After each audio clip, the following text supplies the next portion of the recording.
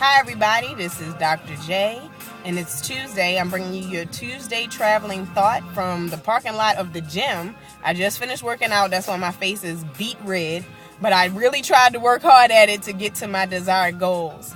And that's something that we all need to keep in mind. We really have to try and work hard when we have a goal that we've set and we desire to reach.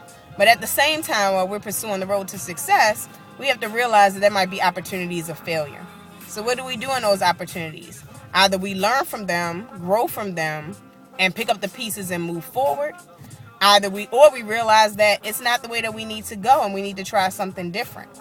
Neither option is wrong. It just teaches us lessons that we need to learn and how we need to approach things the next time. I was watching American Idol, and it was a young man who had worked so hard to get into the final 20, and he didn't, but he was beating himself up and calling himself a failure because he didn't make it.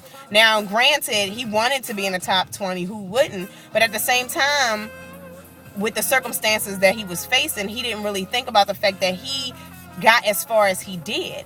Until later, he was like, I'm going to come back and I'm going to try again next year and nothing's going to beat me. Hence the attitude that we all need to have when we face those opportunities where we're not successful.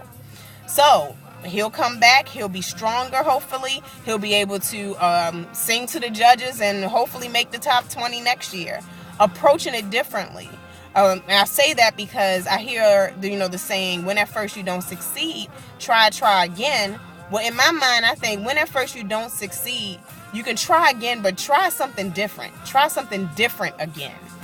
So you can still try at the same opportunity, but make sure your approach is different from the previous approaches, because you've already seen those previous approaches did not work. And it might come to a point where you might have to totally give up that opportunity altogether and probably seek something that would be a best fit for you. I used to have a craft business that I was running, and initially it was pretty successful until I met a barrier called copyright laws. And I mentioned this in chapter 4 in my book, From the Street to the Executive Suite, where I discussed where I actually had to drop that craft business because I was not going to fight against the law to try and make my craft business successful, because I was, I couldn't go any further. I wasn't trying to pay a whole bunch of money trying to receive licenses for things that I was not going to continue to hand make anymore. So I had to let that go.